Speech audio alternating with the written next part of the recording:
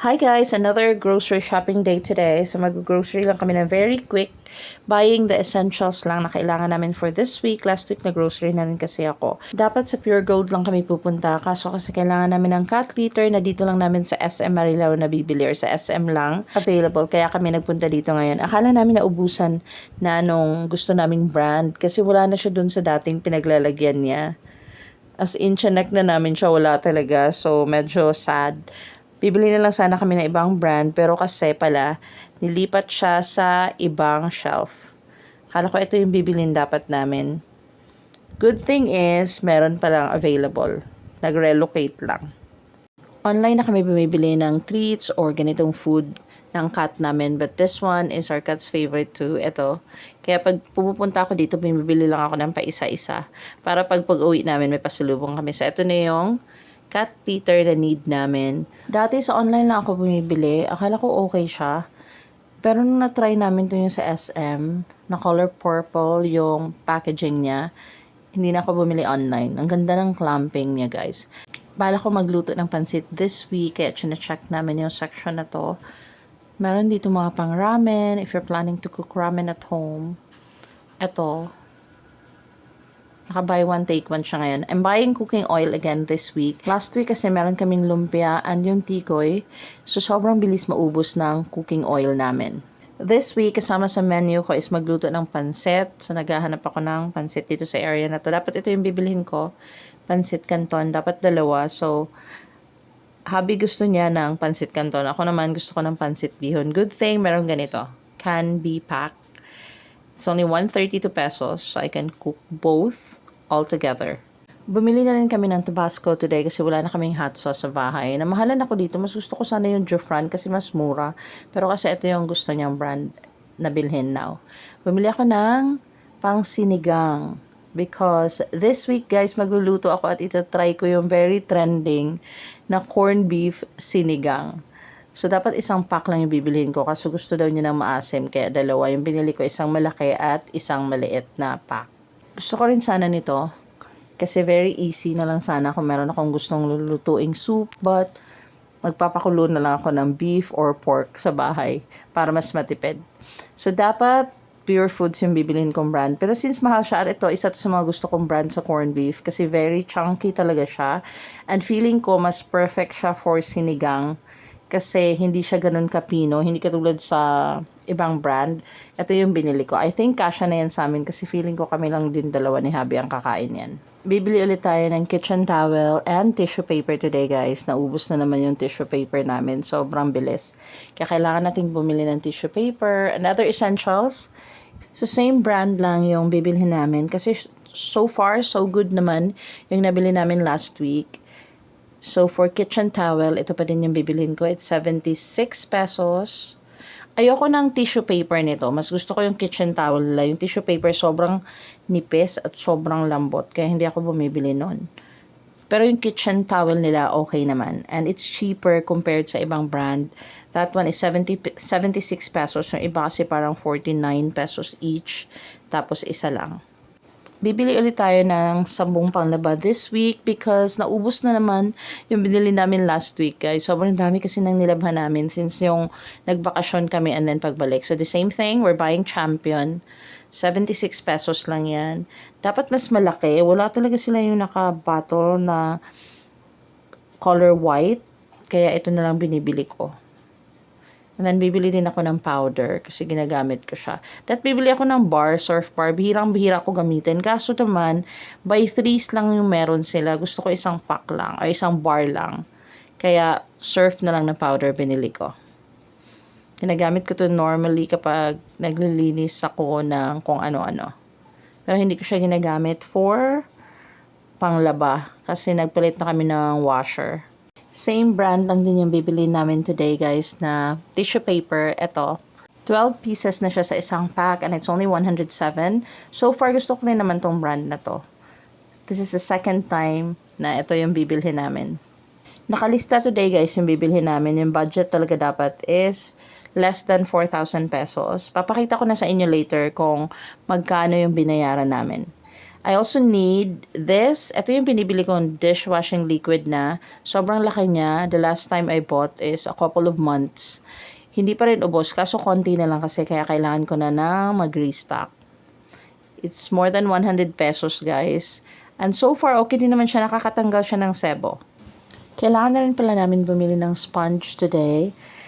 Before, yung binibili kong brand is Scotch-Brite lang talaga kasi mas gusto ko siya. Pero nung na-try ko yung Zim, hindi na ako bumibili ng Scotch-Brite kasi mas mura to guys. Maganda rin yung quality ng Zim. Kaya if you wanna try Zim, try nyo din. Baka magustuhan nyo.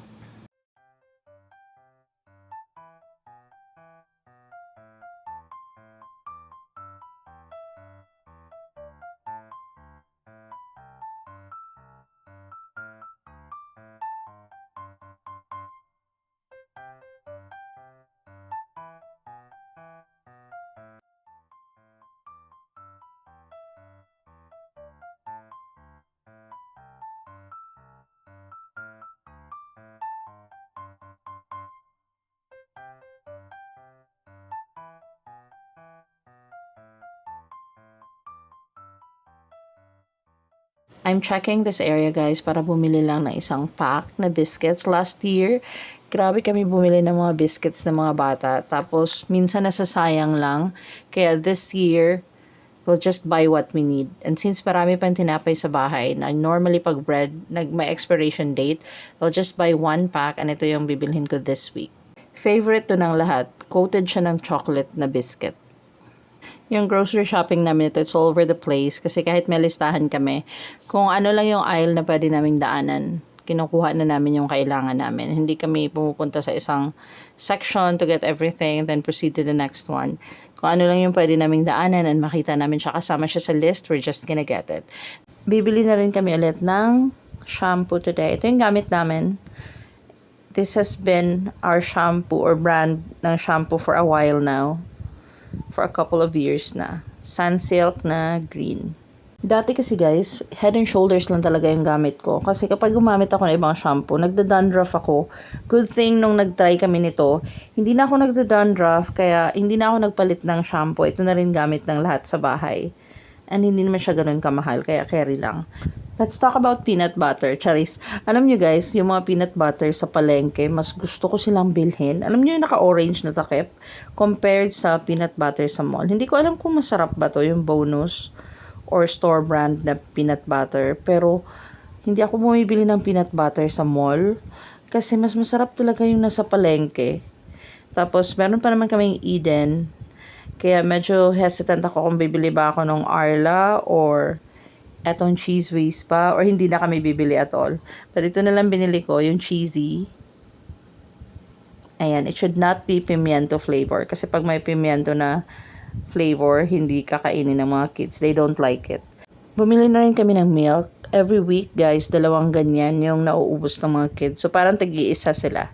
Kailangan na rin namin bumili ng chicken breast ulit. Kasi naubos na yung last week na binili ko. So, bibili tayo ulit ng same, mga 1 kilo lang naman for this week's baon nila. Dapat chicken breast yung bibilhin ko. 340 siya per kilos. But since yung ginagawa ko sa chicken breast is ginagawa ko rin naman siyang strips, I noticed na meron pala silang chicken strips na mas mura. So, binali ko yung chicken breast. Pinalitan ko siya nito. Chicken strips. Ito yung binili ko instead. It's cheaper. It's only 311 pesos. Magkano din yung na-save ko? Mga 29 pesos. So, sayang din yun. Kasi ganyan lang din naman yung ginagawa ko sa chicken strips. Normally, hindi naman ako nagko-cordon bleu. Especially pag baon. So, yan na lang yung binili ko.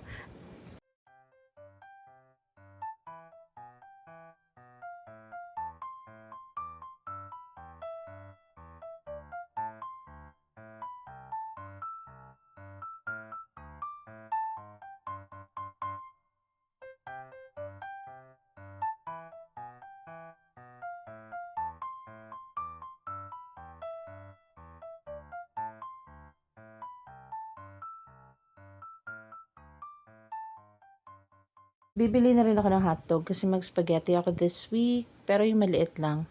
Para yung mga bata hindi nila makita sa ref, hindi sila magre-request ng hotdog lagi.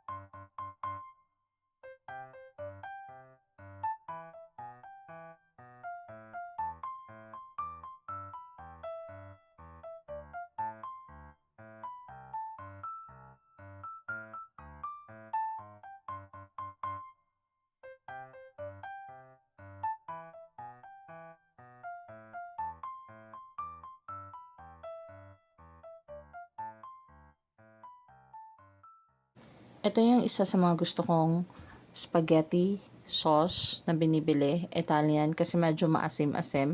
One of my kids hindi kumakain ng red sauce, kaya for sure hindi siya kakain ito. Tatlo lang kami mag-i-enjoy. Bumili na rin ako ng maliit na mushroom.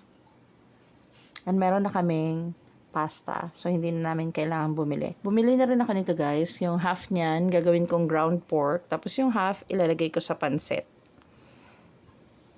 And then, treat for ourselves today. Ito lang. Yakisoba na spicy chicken. Ang sarap nito guys. Nagkikrave ako nito minsan. Dalawa sa akin. And then, isa kay Javi. Yan yung sa kanya. Beef flavor naman yung sa kanya. That's it for today guys. Magbabayad na tayo. And then, I will show you later kung how much yung binayaran namin. Nagpahabol pa pala ako ng chocolate. Ito. Kasi minsan nasusuka ako after eating. Kailangan ko ng matamis. So, ayan na. Nasa counter na tayo now. And, magbe-bill reveal tayo today. Kung within the 4,000 budget ba yung kin-groceries natin this week. Yung ibang items na kailangan namin sa bahay like yung meat, yung vegetables and fruit, especially sa palengke na ako bumibili guys. Kasi mas mura naman talaga sa palengke. Pag sa mall kasi sobrang mahal niya talaga. It's like doble yung price. Kaya since merong palengke sa amin na malapit, doon na lang talaga ako bumibili para makatipid naman. So we're on the way home na guys. And today's groceries, yung binayaran namin is only 3,002 pesos and some cents. So within the budget pa rin siya. Second week, success for another grocery shopping. That's it for today guys. If you haven't subscribed yet, please subscribe. Thanks, bye!